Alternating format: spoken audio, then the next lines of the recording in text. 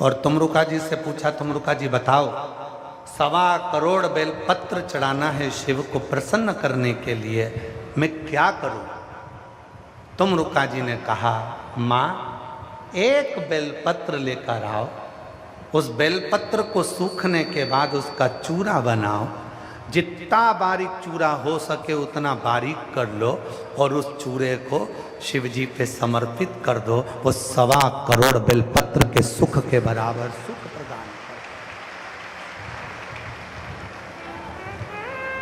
कर। एक बेलपत्र के पत्र में भी वो फल है, वो लाभ है जो 1.25 करोड़ बेलपत्र के बराबर सुख हमको प्रदान कर दे। एक बेलपत्र।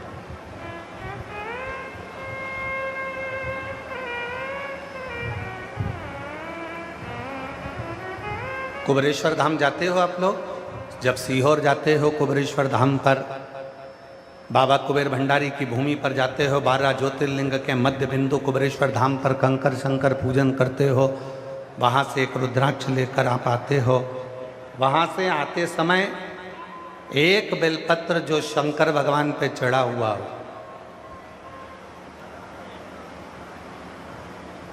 कंकर शंकर शिला पर चढ़ाओ, शिवलिंग पे चढ़ाओ, या कहीं कंकर की पूजन हुई हो वहाँ पर भी अगर कोई चढ़ा हुआ बेलपत्र तुम्हें मिल जाए, उसको लेकर आ जाओ और उस बेलपत्र को सुखा कर रख लो।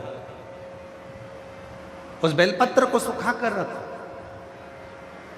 जब लगे तुमको कि मेरा ये वाला काम उलझ रहा है, मेरा ये काम अटक रहा है, उस बेलपत्र का थोड़ा सा चूरा मुख में लेकर उस व्यक्ति से बात करने चले जाओ। 3 महीने के अंदर वो कार्य पूर्ण होकर रहता है। एक बेलपत्र में वो सुख है, एक बेलपत्र में वो फल है, एक बेलपत्र का वो लाभ है जो हमारे जीवन को आनंद की अनुभूति करा दे। यहाँ मेरी बहुत सारी जीजियाँ बैठी हैं, बहनें बैठी हैं, मेरे जीजा बैठे हैं, मेरी बेटियां बैठी हैं, मेरे बेटा, मेरे बुजुर्ग माँ बाप बैठे हुए हैं, माता पिता बैठे हैं। करबद्ध निवेदन करूँ,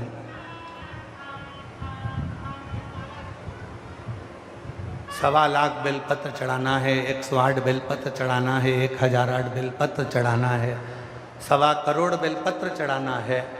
एक बेलपत्री के पत्र को सुखाकर बारीक से बारीक, बारीक से बारीक, बारीक से बारीक जब बिल्कुल महीन हो जाए, उसको जब समर्पित किया जाता है तो उसके कण कण की गिनती से भी करोड़ों हजारों बेलपत्र के पत्र चढ़ाने का फल प्राप्त हो जाता है। महीन से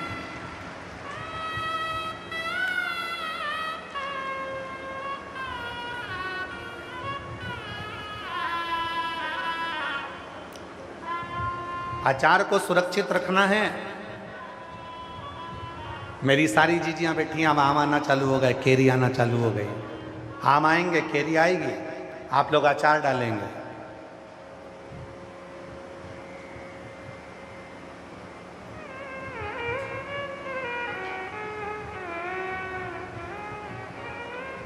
जिस दिन हम आए थे उस दिन हमारे एक दिल्ली वाले गोयल जी और बंसल जी तो यहाँ बैठे हैं, दिल्ली वाले गोयल जी बंसल जी दोनों थोड़ा थोड़ा अचार का डब्बा बांध कर लाए। कहा गुरुजी नया डाला है। तो हमने पूछा क्यों भाई इतना अचार लाए हो, इस अचार में फाँक तो बहुत कम है और तेल ज़्यादा है। तो वो गोयल जी की धर्मपत्नी बोली, ये जितना तेल में डूबा रहता है उतना सुरक्षित रहता है। हमने कहा वाह कितनी सुंदर बात कही। अचार तेल में डूबा रहेगा, सुरक्षित रहेगा। मुरब्बा चाशनी में डूबा रहेगा, सुरक्षित रहेगा। और संसार